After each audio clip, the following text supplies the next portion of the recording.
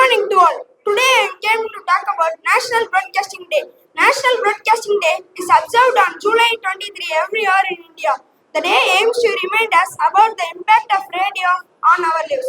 On July 23rd, India commemorates National Broadcasting Day to honor the profound influence of radio in our lives. National Broadcasting Day is significant not only because it allows the spread of art and culture throughout the nation, but because the day also reminds us of the Netaji Subhash Chandra Bose, who started the Azad Hind Radio to encourage Indians to rise against British rule. On July 23, in 1927, the first ever radio broadcast in the country went on air from the Bombay station under a private company, the Indian Broadcasting Company.